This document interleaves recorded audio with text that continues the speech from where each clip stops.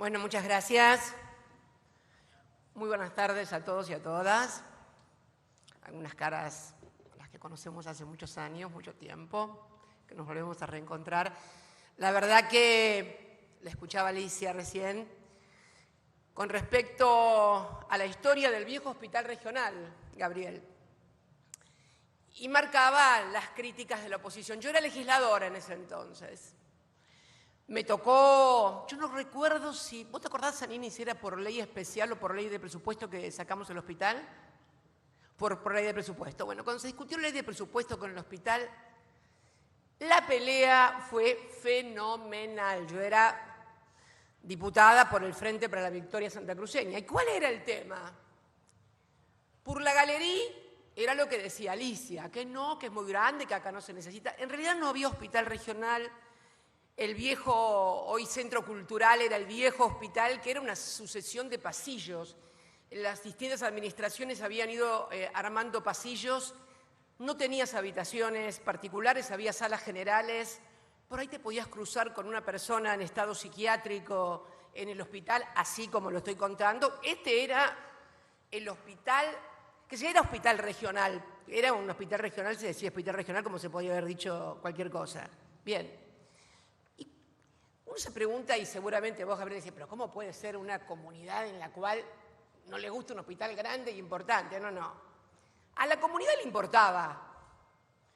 Lo que pasa es que en la Cámara de Diputados, además de la que suscribe, por la oposición había intereses médicos. ¿Por qué? Porque ese viejo hospital horrible, que te daba miedo entrar porque no sabías si salías, era el único público que había. ¿Pero qué había además de lo público? Obviamente, sanatorios privados. 2 sanatorios privados, de los cuales uno de sus principales accionistas, a que no sabes, era diputado. Dale, vamos. Mirá qué fácil que estaba todo. Era. Entonces decían, no, qué grande, qué elefante blanco, nada, eran intereses. Como siempre pasa. El tema de los políticos y la representación política que renuncia a representar a la sociedad para empezar a representar a los intereses de las corporaciones.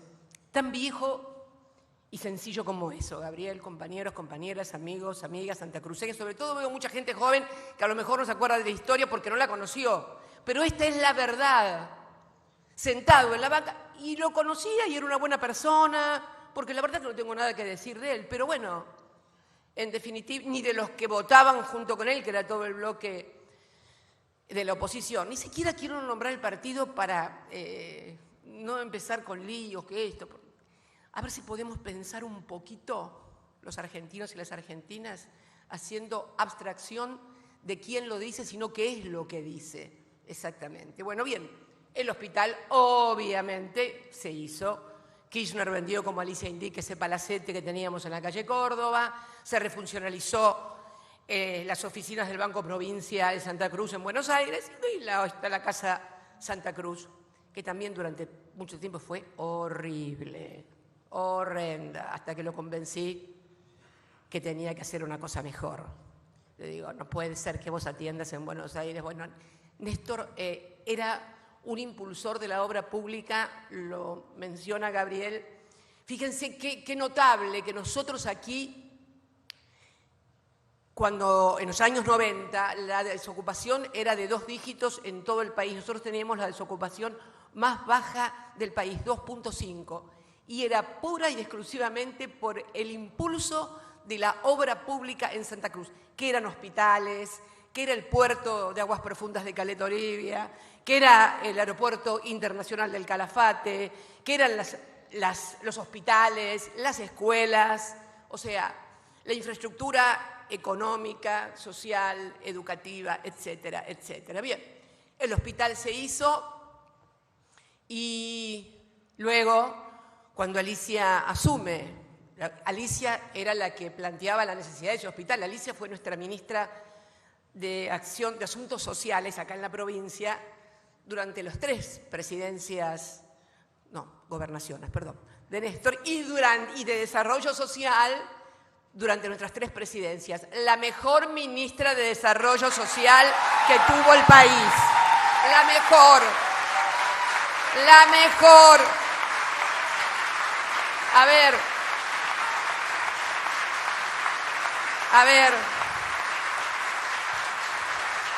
Esta señora que está a mi derecha recibió en junio del año 2003, al mes de Néstor asumir como presidente de todos los argentinos, 2.100.000 planes de trabajo que eran los famosos jefes y jefas de hogar, jefas y jefas de familia, jefas y jefes de hogar. 2.100.000. Cuando terminó como ministra de Desarrollo Social en diciembre del 2015, eran 240.000 aproximadamente, que además estaban organizados en cooperativas, trabajaban. También es cierto que no fue obra, eso no se soluciona en el Ministerio de Desarrollo Social, tengámoslo claro.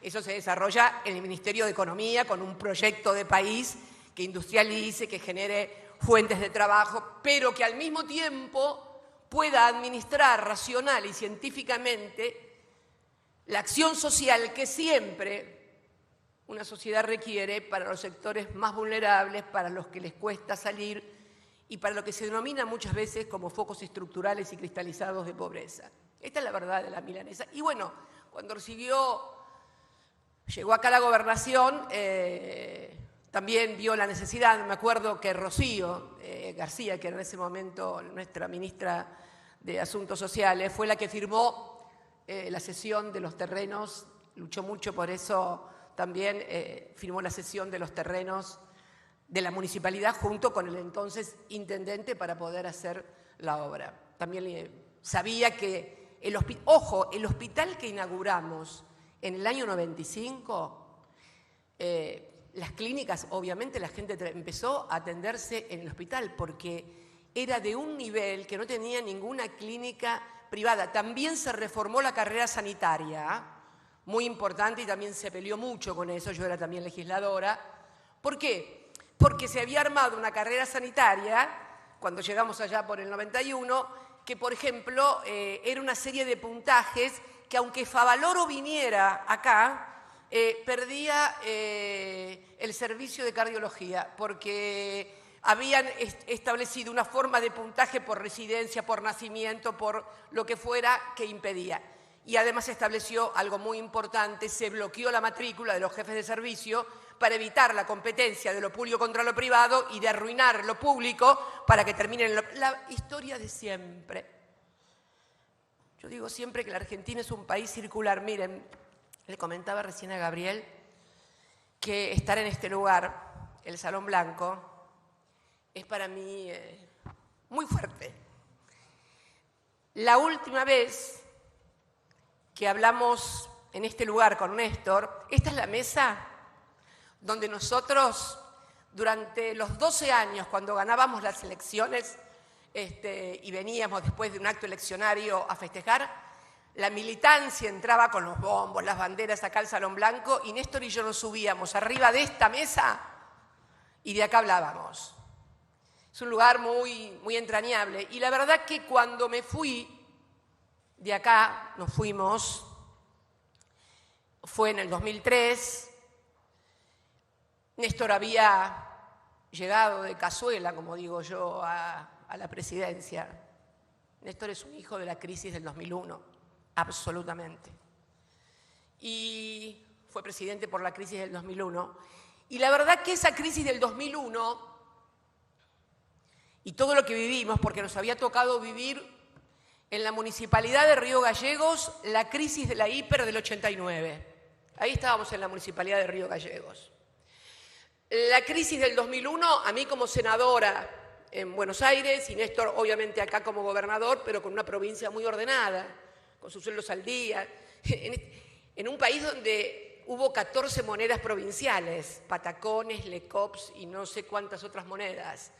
Acá siempre se pagó en pesos, moneda nacional, al día, sin desocupación.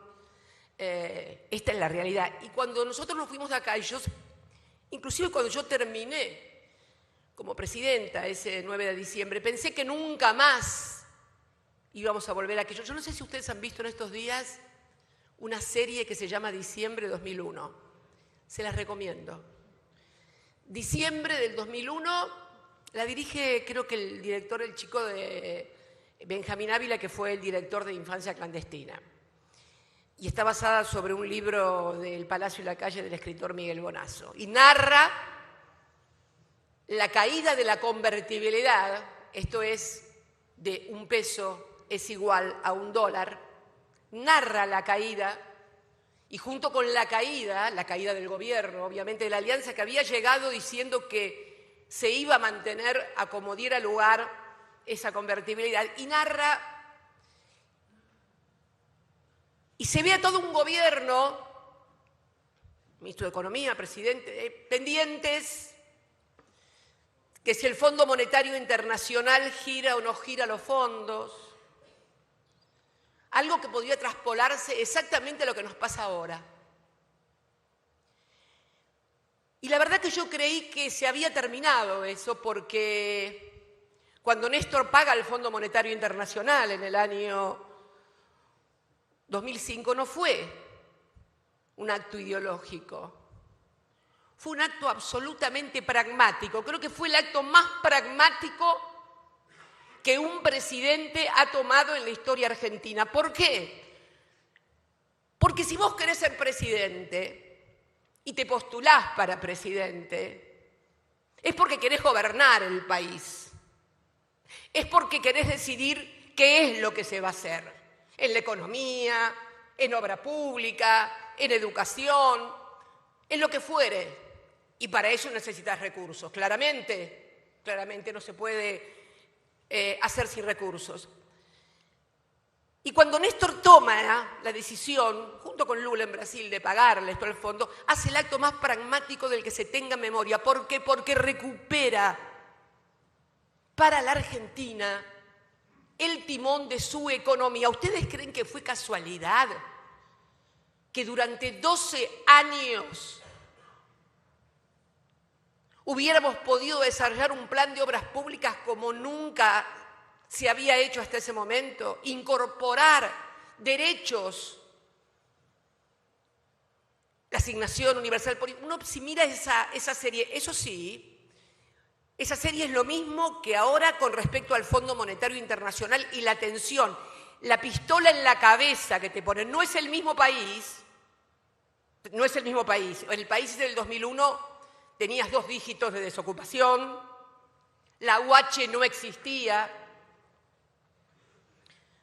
no había habido inclusión previsional, con lo cual la mayoría de la gente no había podido acceder a un beneficio previsional. Había hambre, pero se vuelve a repetir la misma historia. Miren, y ahora estamos. Yo recuerdo cuando el 10 de diciembre del 2021, ¿se acuerdan cuando Lula vino a visitarnos? Todavía no se había lanzado como candidato a presidente. Lo dije en la Plaza, guarda, ojo, porque miren lo que pasó en el 89. Lo refleja el libro que tantas veces lo he recomendado. Se lo mandé al presidente de regalo, espero que lo haya leído, aunque no sé, me parece que no.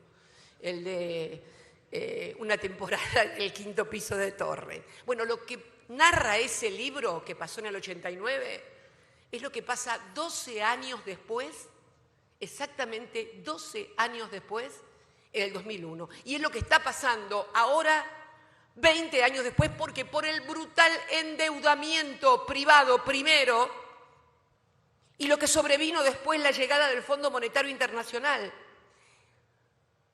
Alicia pudo reconstruir la provincia porque lo hicimos con mucho esfuerzo y no tener endeudamiento, porque el endeudamiento del país no fue solamente del país, también fueron las provincias.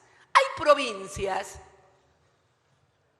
que tienen el 98% de su deuda en dólares. Miren, yo quiero tomar un caso y no quiero inmiscuirme, pero me parece, porque además es un caso muy emblemático, Gabriel, porque es un lugar, una provincia donde, bueno, no nos quieren, no sé si a los peronistas, a los K. Entonces no nos quieren a los K porque los K, no sé, no nos quieren Córdoba. ¿Me podés poner, por favor, el primer gráfico? Miren. Este es el stock de deuda pública en miles de millones de pesos a precios de diciembre del 2022. Fíjense la deuda que tenía Córdoba en el 2005. Es la barra primera, ¿ven? Allá arriba. ¿Ven la más bajita? Esa es la del 2015, cuando se fue la que no me quieren nada en Córdoba y somos... Pero no debemos haber hecho tan mala política para... Si te pudiste desendeudar de esa manera, ¿conocerán todos en Córdoba esos gráficos, esos desendeudados? Seguro que no. Y fíjate vos, cuando vuelven los amigos, cómo se vuelve a endeudar la provincia. Este es el gráfico de endeudamiento. Fíjense el segundo, por favor. Ese es un stock de deuda en relación a los ingresos. ¿Cuánto le llevaba de ingresos cuando llegamos nosotros? Y el nivel más bajo era un 13,80 de todos los ingresos que tenía Córdoba, ya sea propios o por Copa o por cualquier otra transferencia nacional, el 13,80. Cuando nosotros dejamos la presidencia el 10 de diciembre de 2015, 2,50 del total de los ingresos.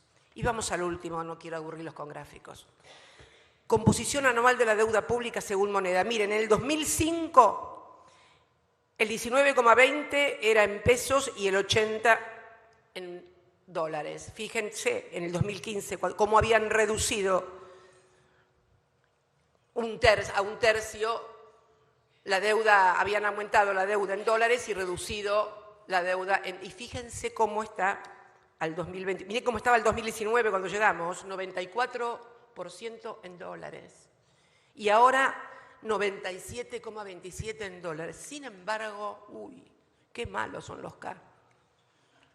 Bueno, ¿saben cómo es esto? No discutir en serio sobre números y cosas y discutir únicamente con prejuicios e ideología. Esto nos va a llevar a la ruina definitivamente a los argentinos. Sí, los argentinos, y por eso un poco esto de unión por la patria también, ¿no? Si los argentinos no advierten que cualquiera sea su ubicación política, ideológica, necesitamos imperiosamente un modelo que acabe con la economía bimonetaria y que además permita tener una postura única, uniforme, nacional, patriótica, frente a los que nos exigen programas de ajuste. El otro día recibí a un importante funcionario extranjero que me decía, bueno, pero nunca se presentó un programa macroeconómico. Pero, perdón, ¿por qué no me trae el programa macroeconómico que les dio Macri cuando le dieron 45.000 millones de dólares y les prometió que se los iba a devolver en 5 años? Tráigamelo y a que lo convenzo a los que están en el gobierno y que manejan la economía a que lo lleven adelante, por favor, vamos. ¿Qué programa macroeconómico? Le dieron los 45.000 millones de dólares para sacar los dólares que habían traído los fondos de inversión para hacer carry trade en la Argentina a una tasa exorbitante y que no se podían ir, y entonces le pusieron todo el dinero y se produjo la fuga de dólares más vertiginosa y cuantiosa en apenas 3-4 meses del que se tenga memoria. Esto es lo que estamos viviendo de vuelta a los argentinos. Por eso es importante que tengamos en claro la necesidad que tenemos que plantear a la sociedad acuerdo. Yo lo vengo sosteniendo desde hace mucho tiempo. Y por eso creo que también que exige por parte de todos una gran responsabilidad, porque es necesario... Alicia siempre habla de politiqueros y este término, a mí mucho no me gusta eso que decís siempre de politiqueros baratos. Son politiqueros caros, querida, porque le han costado mucho al país. Le han costado mucho al país. Son muy caros, son en dólares además. ¿Quién los tuviera? No, son muy caros y por eso exige mucha responsabilidad y por eso exige recuperar para la política, la representación política, que cuando a uno lo votan, sepa que está votando y que ese voto va a ser honrado sentado en una banca o sentado en la Casa Rosada. Miren, yo quiero ser clara, porque ustedes saben que lo mío no es ser simpática ni diplomática. Es decir, siempre me han criticado esta vocación de no querer hacer amigos en la política. Pero la verdad es que cuando uno escucha que por ahí, desde el propio espacio político, amenazan con ir al partido judicial, digo, con todo lo que nos ha pasado y con todo lo que acá me permito un poquito de personalismo tal vez, me ha pasado, y ya no hablo desde causas de condena, no, hablo de intento de asesinato y de impunidad para los que participaron, planificaron, borraron. Sin embargo, hay algunos que no pusieron tanto empeño en eso, pero sí ponen empeño en querer ir al partido judicial. Y la verdad que cuando, toda esta discusión de que si hay paso, que candidatura única, la verdad que cuando uno tiene responsabilidades de gobierno, por lo menos mientras a mí me tocó ser presidenta, la responsabilidad es gobernar y tratar de que haya la menor conflictividad posible. Esa es mi idea, pero es mi idea. Es mi idea. Jamás se me hubiera ocurrido en una campaña ir a una provincia o llamar a una dirigente política para que fuera candidata a senadora contra la candidata a senadora que tal gobernador o tal gobernador puso en tal provincia. No se me pasa por la cabeza eso. Entonces creo que es necesario recuperar el concepto de representación política. Y cuando hablábamos de lugares, de la necesidad de volver a recuperar que el que vota sabe que va a votar eso y que cuando se sienta en la banca va a honrar eso, es parte también de los mecanismos de representación cuando se discuten. Miren, cuando formamos Unidad Ciudadana, vos estabas en otro lado, Gato, pero debo decirlo que lo quiero mucho y además este hombre es uno de los funcionarios que sí funcionan. Debo decirlo,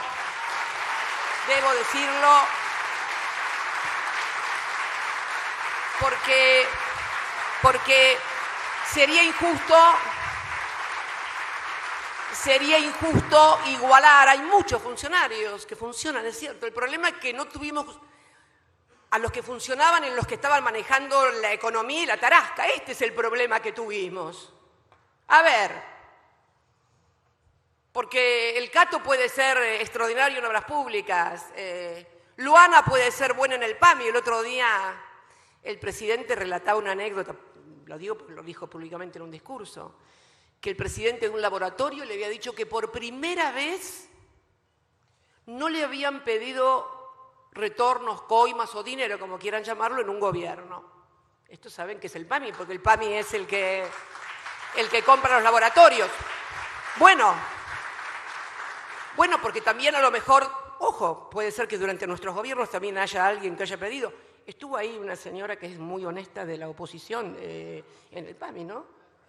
No sé, a lo mejor se le traspapeló eso al señor presidente. Estoy repitiendo lo que escucho y lo que se dijo públicamente. No estoy impugnando a nadie ni nada, estoy repitiendo simplemente lo que se dijo. Entonces, creo que es hora de llamar a las cosas por su nombre y de ejercer con responsabilidad y hacer las cosas que se tengan que hacer para ejercer precisamente esa responsabilidad que la gente confirió en un momento muy difícil y hablar a la gente y decirle la verdad. Yo recuerdo ese 10 de diciembre del 2021 cuando advertí, ojo con lo que se firma, ojo con lo del fondo, porque el fondo es esto. Me dijeron, tranquila Cristina, está todo bajo control. Cuando el fondo irrumpe en un país, quiere marcar, y sobre todo cuando irrumpe después de un préstamo de la magnitud que le dieron a la Argentina, que compromete el 60% de la capacidad prestable del organismo. Entonces, esto no significa saltos al vacío, ni que no hay que pagar, no. Hay que decirle a la sociedad la verdad. Si tenés que firmar porque tenés la 45 en la cabeza, tenés que decirle que te hacen firmar, porque después de todo ese préstamo no lo adquirió este gobierno. No es responsabilidad de este gobierno. Lo sufre este gobierno y lo sufre la sociedad argentina. Pero creo que es hora de comenzar a hablarle con la verdad a la sociedad y decirle la verdad. Si te pusieron la pistola en la cabeza, decirle que, pero no le digas que está todo solucionado, ya lo arreglé, está todo control, déjenlo. No es así. Porque entonces sobrevienen después las crisis de representación política. Y sobrevienen también esas propuestas de que vamos a quemar aquello, vamos a quemar lo otro, o vamos a reprimir, Tenemos que solucionar el problema de la falta de dólares en la Argentina. El problema que hoy tenemos es que no tenemos dólares, escasez de dólares. Y necesitamos dólares no solamente para pagar la deuda privada y del fondo, sino también dólares para sostener la industria, para invertir en innovación y tecnología, que es lo que nos va a permitir dar el salto cualitativo en materia de exportación y valor agregado. ¿Alguien cree que vamos a poder pagar esos préstamos únicamente exportando commodities? ¿En serio que lo creen?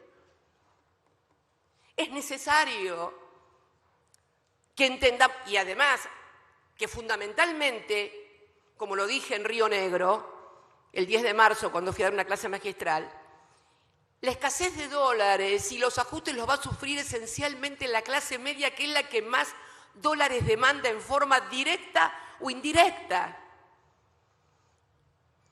Esa clase media que puede, algunos sectores, darse el lujo de viajar al exterior o de hacer compras por tarjetas con cosas importadas. ¿Quién cree? ¿A quién cree que le van a sacar ese nivel de consumo?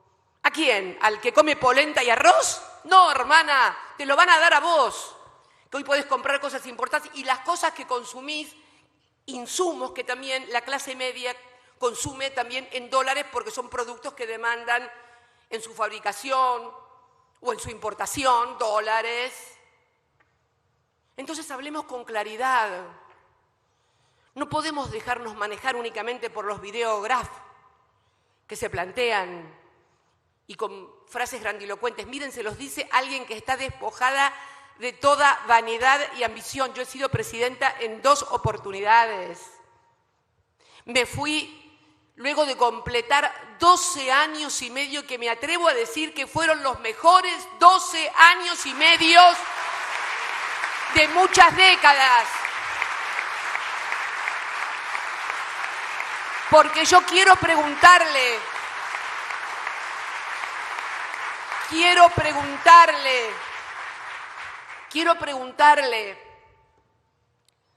a los que por ahí criticaban porque no podían comprarse nada más que $2.500 por mes, porque ese era el cepo nuestro.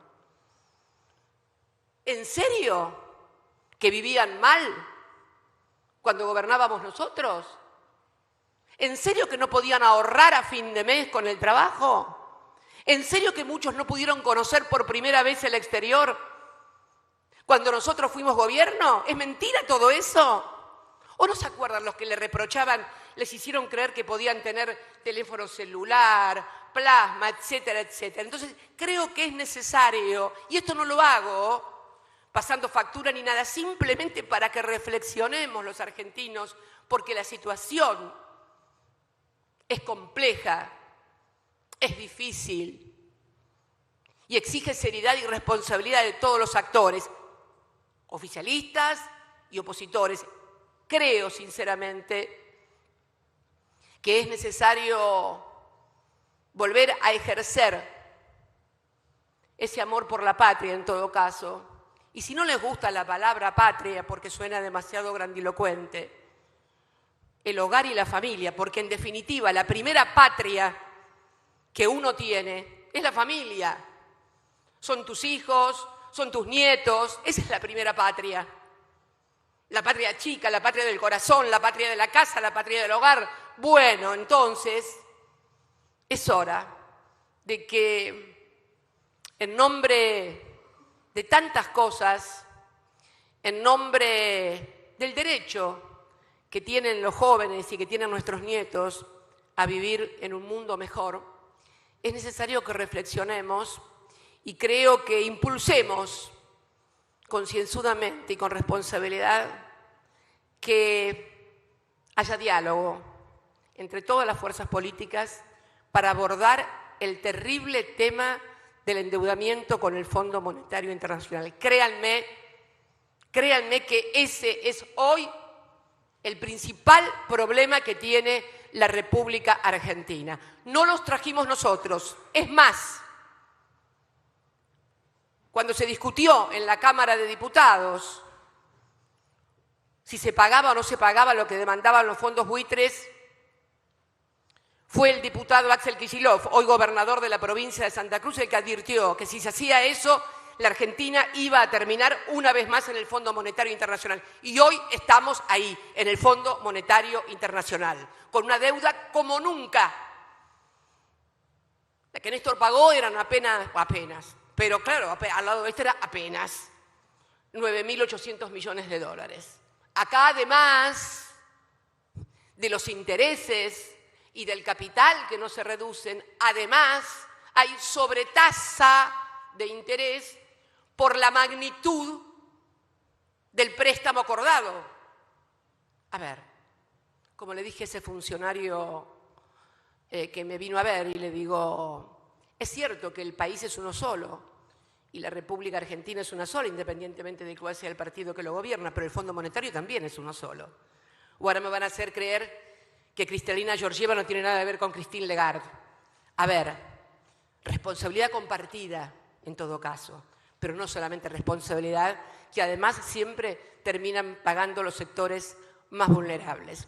Así que desde acá, de Santa Cruz, desde esta mesa donde nos subíamos con Néstor Kirchner para festejar los triunfos electorales, un saludo muy grande a todos mis compatriotas. Muchas gracias a todos y a todas.